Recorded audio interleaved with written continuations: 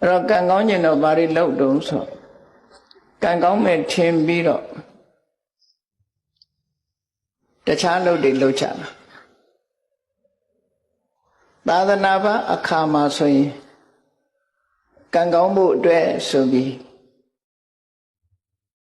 sẽ đi lâu trả đấy miêu miêu sự đau là đi lâu để sự pan là đi lâu đểအဲ့ဒါတွေလုံးယုံနဲ့ကံကောင်းနိုင်သလားဒီကနေ့ခေတ်မှာတောင်မှပဲကံကောင်းခြင်းတဲ့ပုဂ္ဂိုလ်ကလက်ကောင်းတဲ့အရာတွေကိုအဆောင်အဖြစ်အသုံးပြုနေကြသေးတယ်စဉ်းစားကြည့်ရမှာဖြစ်တယ်ကံကောင်းခြင်းတို့အဆောင်ကောင်းတွေလုပ်ကြတယ်နာမည်ကြီးဖရာပထိုးတွေတွားပြီးတော့အမျိုးမျိုးဖုံဖုံလုပ်ကြတယ်ရိစိတ်တာတို့ဆုတောင်းတာတို့ပန်းလူတာတောင်ရိုးရိုးပန်းမဟုတ်ပဲနဲ့ပေရင်ဆရာညွှန်းတဲ့ပန်းမျိုးနဲ့လှူထမ်းကြတာစဉ်းစားကြည့်မယ်ဆိုလို့ရှိရင်ကံကောင်းခြင်းလို့လုပ်နေကြတာဟာဘာတွေလုပ်ကြတော့ဆိုကံကောင်းတယ်လို့ကံကောင်းလိမ့်မယ်လို့ယူဆပြီးယုံကြည်ပြီးတုံးနဲ့တူမတူတဲ့အလုပ်တွေလုပ်ကြတယ်အဲ့တော့တုံးနဲ့တူမတူဘူးဆိုတဲ့ကံကောင်းခြင်းရဲ့အကြောင်းဟာမတူညီဘူးဖြစ်နေမတူသည့်အတွက်ကြောင့်တယောက်လုပ်တာမှားရင်နောက်တယောက်လုပ်တာမှန်အလုံးအောင်မမှန်နိုင်ဘူးဖြစ်တယ်ဘာလို့ဆိုလူတိုင်းဟာကံမကောင်းကြအဲ့တော့ဘုရားဝတ္တဝင်သူတော်စင်တွေအနေနဲ့ဒီကနေ့မြတ်စွာဘုရားဟောကြားဆုံးမတဲ့ပိဋကတ်3 သွဲနိကေ9 ပြာဓမ္မခဏပေါင်း84,000ဆိုတာညမပြေမှာထင်ရှားရှိတော့မှဖြစ်တယ်မိမိတို့ကိုယ်တိုင်လည်းဘုရားတရဏဂစ္ဆာမိဓမ္မတရဏဂစ္ဆာမိဆိုပြီးဘုရားတရားတန်ခါရဏသုံးပါးကိုစိတ်ကကိုးကွယ်နေကြတဲ့ပုဂ္ဂိုလ်တွေဖြစ်တယ်ဖြစ်ပြီးသည့်အတွက်ကြောင့်ကံကောင်းခြင်းဘာလို့ရမလဲမြတ်စွာဘုရားဘာတွေဟောထားတယ်ဆိုတာသိရှိနားလည်ဖို့အမတန်မှအရေးကြီးအဲ့ဒါမသိပဲနဲ့မှန်းပြီးတော့ကံကောင်းလို့ကံကောင်း냐အဆောင်ကောင်းတွေရှာပြီးတော့လုပ်နေကြတာတကယ်ရောကံကောင်းနိုင်သလားကံကောင်းလို့ရှိရင်တော့မဆိုးဘူးပေါ့သို့တော်တကယ်ကံကောင်းနိုင်သလားဆိုတာဘဝမှာအာမခံချက်ပေးနိုင်တယ်ရှိမရှိအသိဉာဏ်နဲ့ဆုံးဖြတ်ကြအောင်ဖြစ်တယ်ဆိုတော့ကံကောင်းခြင်းနဲ့ကံကောင်းခြင်းအဆောင်ကောင်းလေးဆောင်လိုက်ရင်ကံကောင်းလာမယ်လို့ထင်ကြတယ်တော်များများအဆောင်ကောင်းလေးဆောင်တာနဲ့ကံကောင်းနိုင်ပါမလားဆုတောင်းကြတယ်ဆုတောင်းရုံနဲ့ကံကောင်းနိုင်ပါမလားအဲ့တော့ဒီအဆောင်ကောင်းကိုဘယ်သူကပေးတာတုံးဆိုပေးတဲ့ဆရာလည်းရှိတယ်အဲ့ဒါဆိုလို့ရှိရင်သူကရောပေးတဲ့လူကရောတကယ်ကံကောင်းနေသလားမေးဖို့လိုတယ်လေအဆောင်ကောင်းတွေပေးတဲ့ပုဂ္ဂိုလ်ကရောတကယ်ကံကောင်းသူဟုတ်ကလားနော်ဆစ်ဆရာကိုယ်တိုင်ကတည်တတ်တယ်ဆိုရင်သူကမသေးအောင်ကုနိုင်တယ်ဆိုတာဖြစ်နိုင်ပါမလားဖြစ်နိုင်ဘူးလေအဲ့တော့အဆောင်ပေးတဲ့ပုဂ္ဂိုလ်ကိုယ်တိုင်ကရောကံကောင်းနေသလားဆိုစဉ်းစားဆုတောင်းရုံနဲ့ကံကောင်းနိုင်သလားလို့ဆိုတာစဉ်းစားကြည့်မယ်ဆိုသူလည်းဆုတောင်းမှာပဲငါလည်းဆုတောင်းမှာအဲ့တော့ဆုတောင်းလို့ကံကောင်းမယ်ဆိုလူတိုင်းကံကောင်းကြမှာပဲဒါအားလုံးကဆုတောင်းကြမှာပဲမြတ်စွာဘုရားဟောထားတဲ့မဂ္ဂင်၈ ပါးတရားဆိုတာနိဗ္ဗာန်ထိအောင်ပို့ဆောင်နိုင်တဲ့စွမ်းရည်တတ္တိရှိတယ်လူလောကမှာလည်းပဲကံကောင်းမှုအတွက်ထောက်ကူတွေအများကြီးဖြစ်စေတယ်ဒီလိုဆိုလို့ကံကောင်းမှုဆိုတာအလွယ်လေးနိဗ္ဗာန်ရဖို့သာခက်တာနိဗ္ဗာန်တောင်ပို့ဆောင်နိုင်တဲ့အကြောင်းတရားသည်ကံကောင်းမှုဆိုတဲ့အကျိုးလောက်ကတော့အသာလေးဖြစ်နေပြုလုပ်တာတမွေးဝမ်းကြောင်းလုပ်တာကြိုးစားတာအထောက်တာတတိရှိတာစိတ်တည်ငြိမ်မှုရှိတာဒါတွေကဒီ၈ ခုနဲ့ဖွဲ့စည်းထားတာကိုမက္ခလမ်းကြောင်းလို့ဆိုလိုတယ်ပေါ့အဲ့ဒီလမ်းကြောင်းကြီးကနေသွားရမယ်လို့လောကမှာတန်တရားဥက္ကတောင်လွတ်စေတတ်တဲ့ဒီလမ်းကြောင်းဟာကံကောင်းဖို့ရာအတွက်ကတော့အသာကလေးဖြစ်နိုင်တဲ့လမ်းကြောင်းပဲလို့အဲ့တော့မြတ်စွာဘုရားကဒီလိုလမ်းကြောင်းဖွင့်ပြပြီးမှန်ကန်တဲ့ တရားတွေကိုအိန္ဒိယနိုင်ငံမှာလွန်ခဲ့တဲ့နှစ်ပေါင်း2600ကျော်ကဟောပြောခဲ့တယ်ဟောပြောလို့မြတ်စွာဘုရားဟောပြောချက်အတိုင်းလိုက်နာဆောင်ရွက်ကြသည့်အတွက်ကြောင့်ကံကောင်းသွားကြတဲ့ပုဂ္ဂိုလ်တွေအများကြီးကံဆိုးရာကနေကံကောင်းသွားဆိုပါစို့ပဒါစာရီအကြောင်းအလုံးသိကြတယ်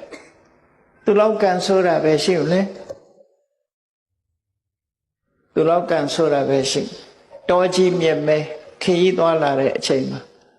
လူမမဲအရွယ်သားကလေးတယောက်အာကိုရတဲ့လင်းယောက်ျားနဲ့အတူလာအဲ့ဒီမှာလမ်းမှာပဲမီးဖွားတဲ့အချိန်ကလည်းတကယ်ကိုမိုးကအကြီးကျယ်ရွာနေမိုးခိုကြမရှိဘူးတစ်ပင်အောက်မှာသူကိုယ်တိုင်ကကြောကိုမိုးဆုပ်ခံပြီးကလေးမိုးမစော့အောင်ထိမ့်သိမ်းဆောက်ရှောက်နေရတဲ့အနေအထားမျိုးစဉ်းစားကြည့်ပေါ့အဲ့ဒီအချိန်မှာချမ်းလို့မီးလုံမိုးရာအတွက်ထင်း600ဖို့ဆိုမတန်ခဲနေလေထင်းချောက်သွားခွေတာမမြင်မကန်းနဲ့မဟုတ်ကထွက်ပြီးကိုက်လိုက်တဲ့အခါသေဆုံးသွားယောက်ျားသေဆုံးသွားလူမမဲကလေးလေး2ယောက်နဲ့သူ1ယောက်တည်းတော်ထဲမှာတညလုံးအဲ့ဒီကနေပြီးတော့ကလေး2ယောက်လက်ဆွဲပြီးညကရွာထားတဲ့မိုးကအလွန်ကြီးတော့ချောင်းရည်ကကြီးနေတယ်အစိရဝတီမြစ်ဆိုတာတခဏပဲရေရှိတဲ့မြစ်ပဲအဲချောင်းရည်ကိုဖြတ်ကူးတဲ့အခါမှာလူမမဲသားကလေးကိုပွေ့ချပြီးဟိုဘက်ရောက်အောင်ပို့ပြန်လာတဲ့အချိန်မှာမွေးပြီးကစားကလေးဆိုနီရဲသေးသေးလေးတားတစ်ထင်ပြီးတော့စွန်ကဝဲနေရကနေထိုးဆင်းပြီးတော့ချီတယ်ကိုကလည်းမြစ်လက်ကောင်ရောက်နေပြီဆိုတော့မောင်းမွေရခက်သွားအဲ့ဒီမှာ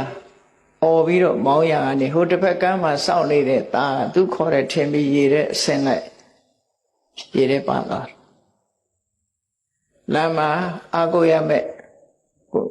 သူ့ရဲ့အမျိုးသားသိဆုံးသွားတယ်စိတ်နှလုံးဖြည့်ပေးနိုင်တဲ့သားလေး2ဦးကလည်းပဲတဦးကစွန့်ချီသွားပြီးတဦးကရေထဲပါသွားတယ်သူတယောက်တည်းရှိသွားလူဘဝကြုံရတာတွေကိုပြောပြတာနော်ကိုယ်တိုင်ခံစားရရင်ဘယ်လိုနေမလဲစဉ်းစားကြည့်အဲ့ဒီတော့သူ့ဘဝမှာခံစားလို့စိတ်ဖြည့်စရာဆိုလို့အိမ်မှာအမေရဲ့ဖေးရဲ့မောင်လေးရဲ့ရှိသေးတယ်အာကိုရကြီးနဲ့တာဝတိမြို့သို့တော့လမ်းမှာတွေပဲသတင်းဆိုကြားရတယ်ညကလေကြီးမိုးကြီးကြပြီးတိုက်ပြိုကြလို့အမေလည်းဆုံးအဖေလည်းဆုံးမောင်လေးလည်းဆုံးဆိုတဲ့သတင်းကြားကဲယနေ့မှာဆုတ်တက်သွားပြီးသူဟာတောကဖြစ်သွားအဲ့ဒီတောကကြောင့်ယူသွား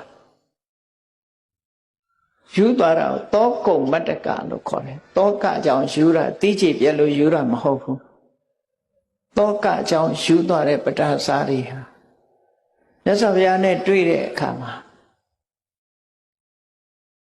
ပြေချောင်းမြတ်စွာဘုရားမြင်လိုက်တာနဲ့မြတ်စွာဘုရားနဲ့အခုလိုဒီလိုတရားပွဲကြီးထဲမှာသူကရောက်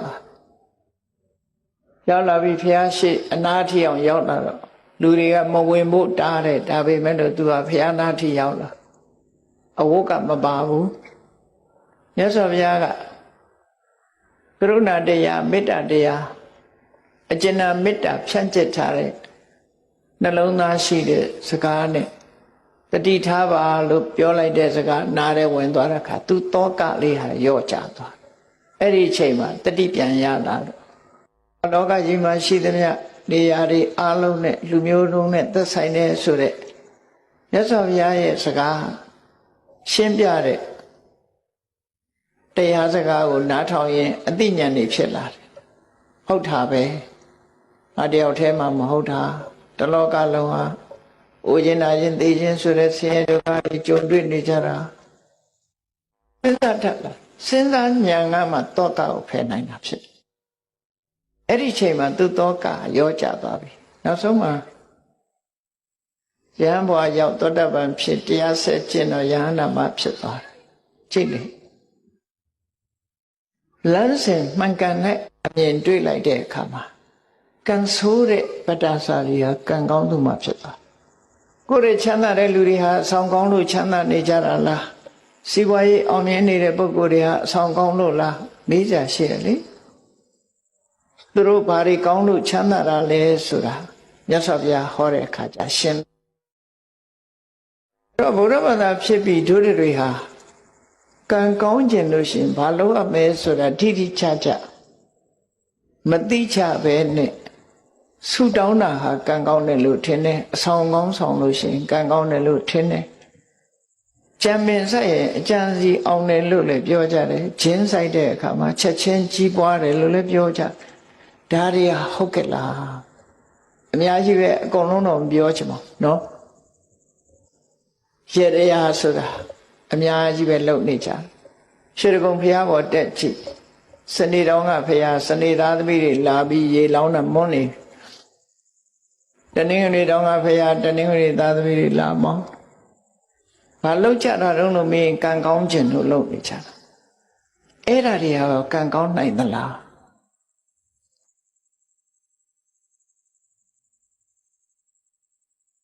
အဲ့တော့တေချာစဉ်းစားတတ်ဖို့လိုအပ်တယ်လို့ဆိုမြတ်စွာဘုရားကစဉ်းစားဖို့ပဲဟောတာတရားအဲ့တော့မြတ်စွာဘုရားဘုန်းကြီးတို့ဒီလိုဟောလိုက်လို့ဗေဒင်ဆရာတွေထိခိုက်သွားတယ်ဆိုလို့ရှိရင်ထိခိုက်အောင်ပြောတာမဟုတ်ပါဘူးထိခိုက်အောင်မပြောယုံတဲ့လူတွေကတော့ရှိမှာမြတ်စွာဘုရားပွင့်လို့ထိခိုက်သွားတဲ့လူတွေလည်းရှိတာစီးပွားတိုးတက်ပါရစေစီးပွားရေးကောင်းပါရစေနဲ့ဆုတောင်းနေလို့မရပါဘူးဒါဘုရားဟောတာပဲနော်စီးပွားဥစ္စာတိုးတက်ခြင်းစီးပွားဥစ္စာတိုးတက်တဲ့နိလန်းကိုမြတ်စွာဘုရားဟောထားတယ်ဘာဟောထားလဲဥဋ္ဌာဏတမ္မရာလုံလဝိရိယနဲ့ပြည့်စုံရမယ်အရခတမ္မရာကိုရှာထားတာအလေလွတ်မရှိအောင်ထိမ့်သိမ်းတတ်ရမယ်သမဇီဝိတာမြတ်မြတ်တရသမွေးထားရမယ်ကလျာဏမေတ္တာမေကောင်းဆွေကောင်းရှိရမယ်အဲ့ဒါဒီဘဝမှာစီးပွားဥစ္စာတိုးတက်ခြင်းအကြောင်းလေးလို့ဒီလိုပဲဟောတာအဲ့ထက်ပဲရေတရားခြေရမယ်လို့မပါဘူးနော်အဆောင်ကောင်းဆောင်ရမယ်လို့မပါဘူးဆိုလိုတာကမြန်မာပြည်မှာဗုဒ္ဓဘာသာလို့သာဆိုသေးတာခဏချိန်ထိကောတုဟလမင်္ဂလာဆိုတာတွေကမပြောက်သေးဘူးဘယ်နာဒီအစွမ်းတကူရှိတဲ့ပုဂ္ဂိုလ်ပေါ်တယ်ဆိုသွားကြပြီလောက်ကြပြီနော်အဲ့ဒါတွေကမှန်သလားသွားလှူခြင်းတော့လှူပါမလှူပါနဲ့လို့တော့မပြောလို့ဘူးအမှန်မှန်ကိုတော့သိဖို့ပြောရမှာဖြစ်တယ်ပေါ့နော်အမှန်မှန်ကိုသိဖို့လိုတယ်ကိုလုပ်တဲ့အလုပ်ဟာမှန်မှန်ကိုသိဖို့လိုတယ်မှန်မှန်သိရင်တော်ပြီလှူတာကိုယ်သဘောမှန်မှန်သိဖို့လိုတယ်သို့တော့အမှားကိုအမှန်ထင်နေတာတမ္မာဒိဋ္ဌိမဟုတ်ဘူးအဲ့ဒါကြောင့်ဒီကနေ့ထိအောင်ရန်ကုန်မြို့ပါပန္နတော်ပြောပါဦးရန်ကုန်မြို့ကရွှေတကုံသွားကြည့်နော်ဒီကနေ့ထိအောင်ဂျိုးပြေနံပြေတွေနဲ့လှုပ်နေကြတော့မှရှိသေးတယ်အဲ့ဒါဘုရားဘာသာရဲ့အသင်္တရံမဟုတ်ပါဘူးအဲ့တော့မြန်မာနိုင်ငံကလူတွေဟာဘုရားဘာသာစစ်ဖြစ်တဲ့ပုဂ္ဂိုလ်ရှိကောင်းရှိနိုင်တော့လေလူတိုင်းဟာဘုရားဘာသာစစ်မဖြစ်သေးဘူးလို့ပဲပြောရမှာဖြစ်တယ်နော်ဘာကြောင့်လို့ဆိုတခြားနိလန်းတွေပေါ်မှာဆွဲလန်းမှုယုံကြည်မှု superstition လို့ခေါ်တယ် superstition ဆိုတာဆွဲလန်းနေယုံကြည်မှုတွေအဲ့ဒါမြန်မာပြည်မှာဘုရားဘာသာလို့သာဆိုတယ် superstition တွေများကြီးဆွဲလန်းမှုတွေများတယ်ကိုလုံးလာတဲ့လုပ်ငန်းတစ်ခုပေါ်မှာဆွဲလန်းနဲ့လုပ်နေကြတာဖြစ်တယ်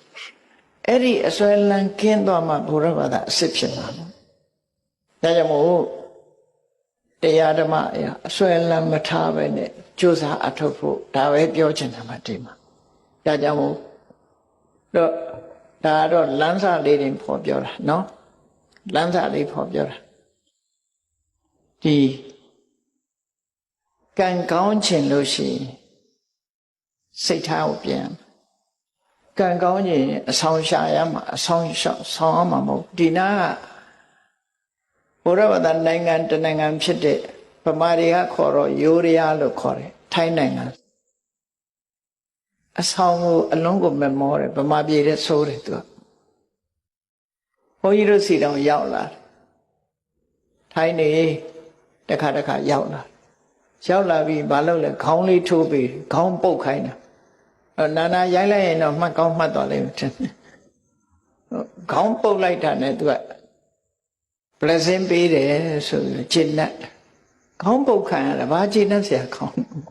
ကိုယ်ကောင်းလာပုတ်တယ်ဆိုဘယ်ကျင့်တတ်เสียခေါင်းနော်တပြည့်စည်းနဲ့ခေါင်းဖြန်းဖြန်းနဲ့ရလိုက်ရင်သဘောတွေကိုကြတပြေကကလေးနဲ့သာရေပက်လိုက်မယ်ဆိုရင်ပုဂ္ဂိုလ်သဘောကြ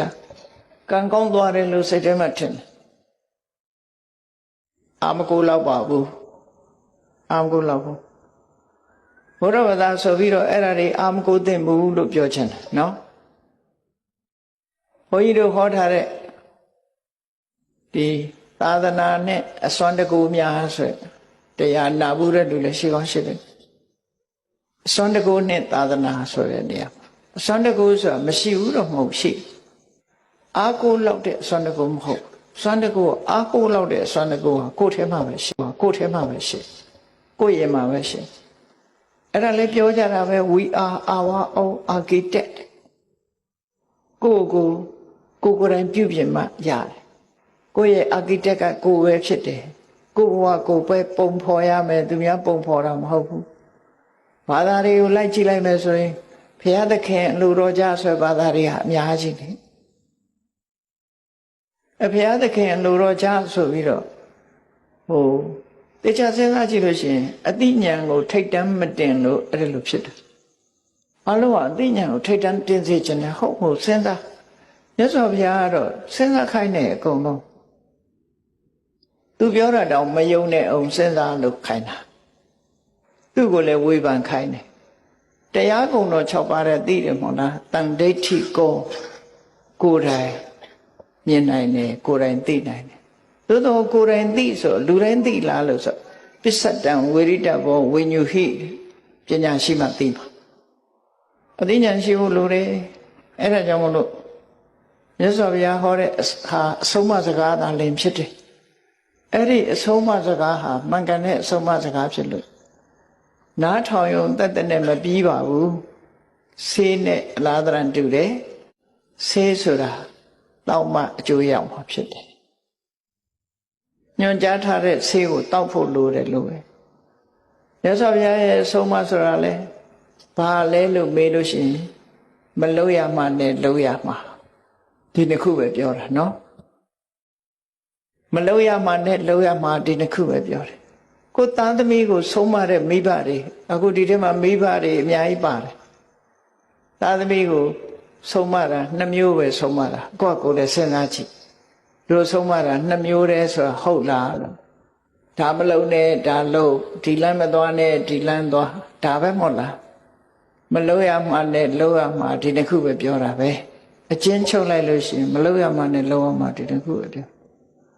မြတ်စွာဘုရားကလည်းဆုံးမတယ်ဆိုတာဒါပဲပြောတာဒါမလုံးနဲ့ဒါလုံးမလုံးရမှနဲ့လုံးရမှဒီတစ်ခုပဲပြောအဲ့ဒီနှစ်ခုသေးသေးချာချာနားလည်ပြီးတော့ကံကောင်းကျင်လို့ရှိရင်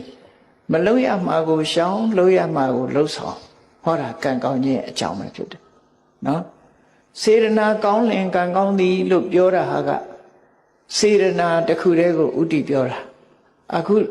ဒီကနေ့ညမြတ်စွာဘုရားဟောတဲ့တုတ်တန်တစ်ခုအရာကံကောင်းအောင်တို့ဘာတွေလုပ်ရမလဲကြည့်မြတ်စွာဘုရားက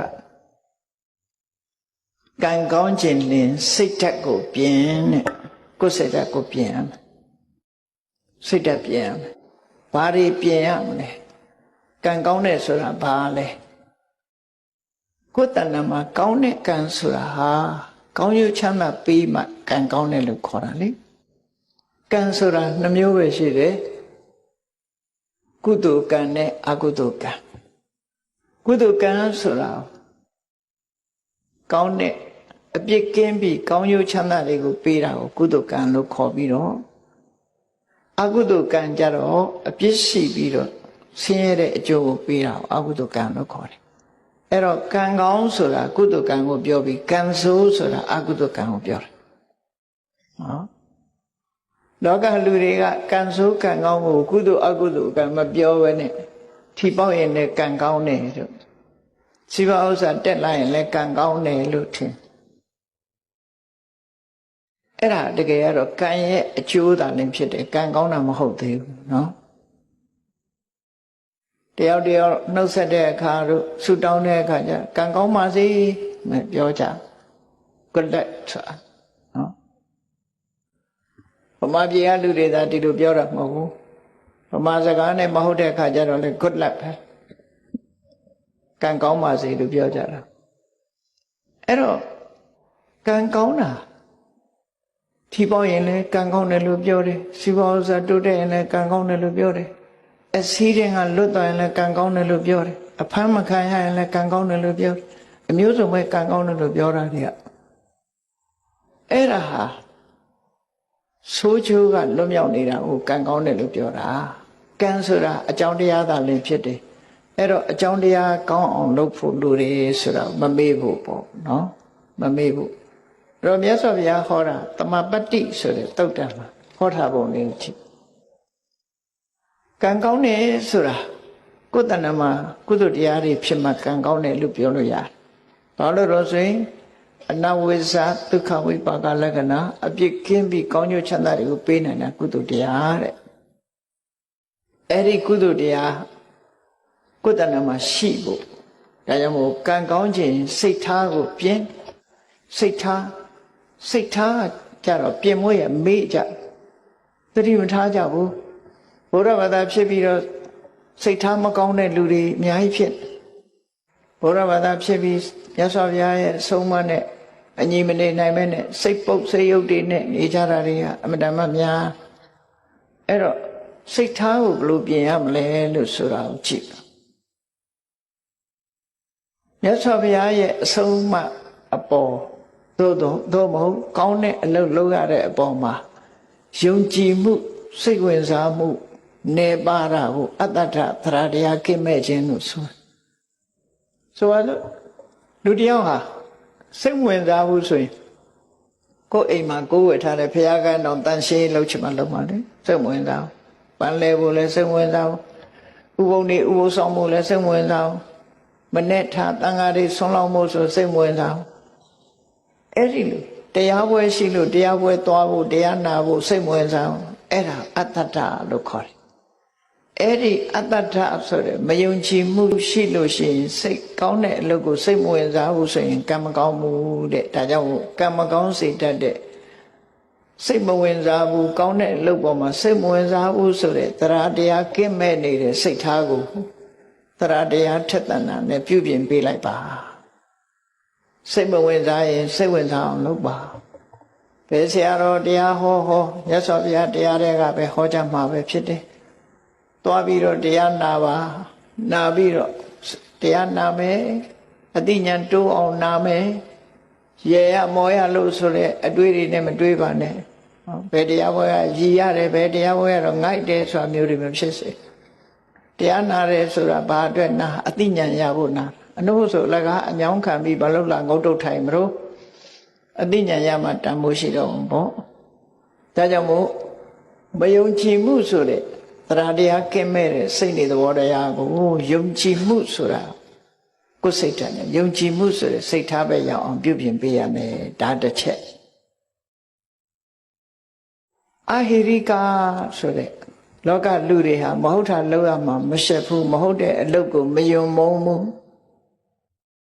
အဲ့ဒီမဟုတ်တဲ့အလုပ်ကိုမယုံတဲ့အဟိရိကဆိုတဲ့စိတ်သဘောထားကိုပြင်လိုက်ပါမဟုတ်တာလောက်ရမှာရှက်တယ်မဟုတ်တာလောက်ရမှာယွန်းတယ်မကောင်းမှုအကုသိုလ်ဆိုတာလူသိမသိဒီအလုပ်ဟာငါလိုလူမလုပ်ဘူးဆိုပြီးတော့ယွန်းမုန်းတယ်ဆိုတဲ့ဟိရိစိတ်ထားမျိုးရောက်အောင်ပြင်မှာအရှက်မဲ့တဲ့စိတ်ထားမျိုးမထားပါနဲ့အရှက်ရှိတဲ့စိတ်ထားမျိုးထားပါအနုတ္တပမဟုတ်တာလောက်ရတာမကြောက်လန့်ဘူးဖြစ်ပေါ်လာမဲ့ဒုက္ခတွေကိုခရီးမဆိုင်ဘူးဒီဘဝဒီကိုယ်ဆံဟိုဘဝဟိုကိုခံလိုက်မယ်ဆိုတဲ့အတွေးတွေနဲ့မကြောက်ဘူးမကောင်းတဲ့အလုပ်ကိုလက်ရဲစရဲလုပ်တယ်ဆိုတဲ့အနုတ္တပအိုးဖလန်ဆိုတဲ့အကောင်ဟာဖျောင်းနိုင်မီးလေးထွန်းထိုင်လှတယ်ထင်ပြီးတော့မီးတောက်ထဲကိုခုံဆင်းတတ်တယ်ခုံဆင်းလိုက်တာနဲ့တပြိုင်နက်ရှဲကနေဆိုမီးလောင်တာခံအဲ့ဒီသဘောပဲအနုတ္တပရဲ့သဘော မကြောက်ဘူးမကြောက်သည့်အတွက်ကြောင့်သက်ဆုံးသွားတယ်အေးမကောင်းမှုလုပ်ရမှာမကြောက်ဘူးပတ်ဝန်းကျင်ကိုဂရုမစိုက်ဘူး I don't care ဆိုတဲ့လူတွေပေါ့နော်ဘယ်သူမှဂရုမစိုက်ဘူးဆိုတဲ့အဲ့ဒီစိတ်ဓာတ်မျိုးကိုပတ်ဝန်းကျင်ကိုလေးစားမယ်အမေဖေးဆရာသမားရဲ့ဂုဏ်သိက္ခာကိုထိမ့်မယ်ကိုယ်ပတ်ဝန်းကျင်ကိုလူမျိုးကိုထိမ့်မယ်ဆိုတဲ့ပတ်ဝန်းကျင်ကိုလေးစားတဲ့စိတ်ဓာတ်မျိုးထားပါပြင်ရမှာဖြစ်တယ်ပေါ့မကောင်းတဲ့အလုပ်ကိုမလုပ်ဘူးနောက်တစ်ခုကဘာတော့ဆိုလူတွေမှာစိတ်ဓာတ်နှမျိုးရှိတယ်အလုပ်တစ်ခုလုပ်ချင်လုပ်မယ်ဆိုရင်အချိန်ဆွဲတယ်အပြင်းထူတယ်နော်အပြင်းထူတယ်အချိန်ဆွဲတယ်ဆိုဘယ်လိုဆွဲလဲဆိုစောပါသေးတယ်နော်စောပါသေးတယ်စောနေတဲ့အချိန်ဆိုရင်စောသေးတယ်နော်ရာသီဥတုကအေးလို့ရှိရင်လည်းရာသီဥတုကအေးတယ်အေးလွန်းနေတယ်ပူတဲ့အခါကျတော့လည်းပူလွန်းနေနောက်ကျသွားလို့ရှိရင်လည်းနောက်ကျသွားပြီစင်ကြီးလေးတွေပေးပြီးတော့လူဟာအပြင်းထူတတ်တယ်အဲ့ဒီအပြင်းထူအချိန်ဆွဲတဲ့အကျင့်ကိုစိတ်နေသဘောထားကိုဖယ်ရှားပြရမယ်ဘယ်လို့ကိုကစောစီစီရောက်အောင်လုပ်ပြီးတော့ကိုယ်လုပ်ပြီးအောင်ကြိုးစားမယ်ဆိုတဲ့လုံလဝိရိယရှိရနော်အဲ့လိုလုပ်တဲ့အခါမှာစင်ကြီးပေးတတ်တဲ့လူတွေအလူပွဲတစ်ပွဲလူတယောက်ရောက်လာတဲ့အခါမှာဝေယဝိဆလှုပ်ရှားတွေတွေ့တော့ကျွန်တော်အလှပွဲကြီးဝိုင်းလှုပ်ချင်လိုက်တာဗျာဒါပေမဲ့ထမင်းကမစားသေးလို့ဗိုက်ဆာလို့ဝိုင်းတော့ဝေယဝိဆတွေလှုပ်ချင်ပါတယ်ဒါပေမဲ့ဗိုက်ကစားနေသေးတယ်ဆိုအဟုတ်ထင်ပြီးသူထမင်းကျွေးကြထမင်းစားပြီးတဲ့အခါလှုပ်ရှားရှိတယ်လေအများကြီးကျုပ်လှုပ်ချင်တယ်ဗျာဒါပေမဲ့ဗိုက်ကလေးနေတယ်ခုအဲ့တော့ထမင်းစားတော့ကလည်းစားလို့အကြောင်းပြထမင်းစားပြီးပြန်တော့လည်းဗိုက်လေးလို့အကြောင်းပြအဲ့မလှုပ်တာတူပဲလေအဲ့ဒါအချိန်ဆွဲခြင်းအပြင်းထူခြင်းပဲဖြစ်တယ်လောကမှာနေတဲ့ပုဂ္ဂိုလ်တွေဟာအချိန်ဆွဲခြင်းအပြင်းထူခြင်းဖြင့်ကြီးပွားတိုးတက်မှုမရနိုင်ဘူးတဲ့ဒါကြောင့်မို့ပြင်းရခြင်းအပြင်းထူခြင်းအချိန်ဆွဲခြင်းဆိုတဲ့အကျင့်ဆိုးစိတ်နေသဘောထားတွေကိုပြင်ပြီးတော့ဘာလို့နောက်မဆုတ်ပဲတက်ကြွချိုးစားအထုတ်ပဲဆိုတဲ့လုံလဝိရိယစိတ်နေသဘောထားကိုပြင်မှာအဲ့ဒါဆိုရင်ကံကောင်းလာပါလိမ့်မယ်ကံကောင်းခြင်းအဲ့ဒါလုပ်ဖို့လိုအဆောင်နေဆောင်းမနေနဲ့ဒီတိုင်းနေနော်ကံကောင်းလာလိမ့်မယ်နောက်ဆုံးအရေးကြီးဆုံးကတော့ဘာလို့ဆိုရင်စဉ်းစားဉာဏ်မရှိဘူးဆိုရင်ကံမကောင်းနိုင်ဘူးလုံးတင်တာနဲ့မလုံးတင်တာမစဉ်းစားတတ်ဘူးစီးပွားရှာတဲ့အခါမှာလည်းပဲဒီဆင်ញင်တုံတရားမရှိဘူးဆိုရင်စီးပွားဥစ္စာမဖြစ်ဘူးဆင်ញင်တုံတရားရှိအသိဉာဏ်ကျဲပြန့်စီးပွားအထုတ်မယ်ဆိုလို့ရှိရင်စီးပွားဥစ္စာဖြစ်တယ်တိုးတက်များပြားသွားတဲ့ပုဂ္ဂိုလ်ကစီးပွားဥစ္စာဒီပန္တနောမျိုးကနေပြီးတော့ကပ္ပကုလသမဂ္ဂမှာအတွင်းဝန်ချုပ်ထီအောင်ဖြစ်သွားတာဥတ္တန်ဆိုတာအလုံးသိနေကြသူဟာပြင်းထူနေလို့ဖြစ်တာလားကြိုးစားလို့ဖြစ်တာလားပညာမဲ့ရဲ့တန်းနဲ့ဖြစ်တာလားပညာရှိလို့ဖြစ်တာလားပြောကောင်းပြောကြလိုက်မယ်ဥတ္တန်ကံကောင်းတယ်လို့နော်တကယ်ကတော့ဥတ္တန်မှာအခုလို့အရေးချင်းကောင်းနေရှိလို့ဖြစ်တာဖြစ်တယ်သူဟာအပြင်းမထူဘူးပညာထက်မြက်တယ်မကောင်းတဲ့အလုပ်ကိုရှက်တယ်ဥတ္တန်ရှစ်ပုံလေးတစ်ခုပြောပြမယ်နော်ဗမာဥတ္တန်ဆိုတဲ့အထုပ္ပတိစာအုပ်ကိုပထမအင်္ဂလိပ်လိုရေးတာအင်္ဂလိပ်လိုရေးတဲ့အခါကျတော့စာရေးဆရာမကဥတ္တန်စီသွားပြတယ်စာမှုမှာသွားပြတော့ဥတ္တန်ကကြည့်ပြီးကျွန်တော်မဖတ်တော့ပါဘူးတဲ့ဘာဖြစ်လို့လဲကျွန်တော်တခုပြင်မိရင်ကျွန်တော်ပတ်သက်သွားလိမ့်မယ်ကိုထုပ္ပတိကိုလုံးတယ်လို့ဖြစ်သွားလိမ့်မယ်ကျွန်တော်တခုပြင်မိမှဆိုလို့မဖတ်တော့ပါဘူးလို့ပြောအဲ့တော့အဲ့ဒီမျိုးသမီးကဘာပြောတော့ဆိုရှင်ပြင်မိတယ်ပြင်ကြရှိလဲပြင်လိုက်ပါပေါ့ဘေးကဘယ်သူမှမသိပါဘူးရှင်ပြင်နေဆိုတော့ဘယ်သူမှမသိပါဘူးလို့ကျွန်တော်သိတယ်လေတဲ့သူပြောတာအဲ့တော့သူဟာမဟုတ်တာမလုပ်ချင်ဘူးဆိုစိတ်ဓာတ်မထင်ရှားပဲဘူးလား နော် तू မပတ်သက်ချင်ဘူးဆိုတာကိုဘယ်သူမှသိမသိဒါအဓိကမဟုတ်ဘူး तू ပတ်သက်နေတာမလုပ်ချင်သူ့ထုတ်ပတ်တိကို तू ရေးတယ်ဆိုတော့သူ့စိတ်ထဲမှာဝါကြွားတယ်လို့ထင်ကောင်းထင်မိလိမ့်မယ်တချို့ချက်တွေအကယ်၍စာရေးဆရာမကရေးထားတာမပြည့်စုံမှုဆိုရင် तू ကဖြည့်လိုက်လိမ့်မယ်ဖြည့်လိုက်လို့ရှိရင် तू ဖြည့်လိုက်တဲ့ဟာအမှန်မှန်ဖြစ်စေကမူ तू ဖြည့်လိုက်သည့်အတွက်ကြောင့်ဝါကြွားတယ်လို့ဖြစ်ခြင်းနဲ့ဖြစ်သွားအဲ့ဒါမျိုးကိုသူကိုယ်တိုင်မပတ်သက်ချင်ဘူးလို့ပြောတယ်ဘယ်သူမှသိတာမှမဟုတ်ပဲနဲ့ဆိုကျွန်တော်သိတယ်လေတဲ့ပြောတယ်တခွန်းပဲပြန်ပြောတော့ကျွန်တော်သိတယ်အဲ့ဒီထုတ်ပတိစာအုပ်ဏိဌာန်ဖတ်ဖူးရင်သိပါလိမ့်မယ်ဒီလိုရေးထားတယ်ဆိုတာနော်အဲ့တော့မြတ်စွာဘုရားဟောတဲ့တရားတော်နဲ့အညပဲမြတ်စွာဘုရားကဟောတယ်လေအေးတိတ်ကွယ်ရမှာမဟုတ်တာတွေလောက်တာလူတွေအထင်ရတယ်ဘယ်သူမှမသိဘူးလို့ထင်ကြတယ်တဲ့မြတ်စွာဘုရားပြောတယ်အတ္တတိပုရိသဇာနာတိမင်းသိတယ်လေတဲ့သူများမသိပြီမင်းသိပါမယ်ကွယ်ရမှာကိုယ့်အကိုတိတ်ပုံမဟုတ်တာလောက်တာသူများမသိဘူးဆိုရင်ကိုသိနေတယ်မဟုတ်တာတွေကိုကွယ်ရမှာလောက်တယ်အဲ့ဒီလိုကွယ်ရလောက်လို့မရဘူးတဲ့ကွယ်ရဆိုမရှိပါဘူးတဲ့ဘာလို့လဲဆိုအတ္တတိပုရိသဇာနာတိယတိကာတိဝနာဝမင်းလောက်တာမင်းလောက်တယ်မလောက်ဘူးဆိုတာမင်းကိုယ်တိုင်သိနေတယ်လေကွယ်ရပဲဟုတ်တယ်ဘယ်သူမှမသိဘူးဆိုတာမဟုတ်ဘူးမင်းသိနေတယ်ကိုသိနေတာသိပြီလဲရှက်เสียမကောင်းဘူးလားတို့တွေကံကောင်းပြီးကြီးပွားတိုးတက်ခြင်းနဲ့ဆိုလို့ရှိရင်ဝိရိယရှိရမယ်ပညာရှိရမယ်ကိုချင်းတရားကောင်းမွန်ရမယ်ကောင်းတဲ့အလုပ်ပေါ်မှာစိတ်ဝင်စားရမယ်ဆိုတဲ့စိတ်ဓာတ်တွေမိမိရဲ့တဏ္ဍာမှာမရှိသေးရင်ရှိအောင်ရှိပြီးလို့ရှိရင်တိုးတက်ရှင်သန်များပြားခိုင်မာလာအောင်ကြိုးစားအထောက်ကြအမှာဖြစ်တယ်လို့ကိုယ်စီမှတ်သားပြီးကျင့်ကြံပွားများကြိုးစားအထောက်နိုင်ကြပါစေကုန်သတည်း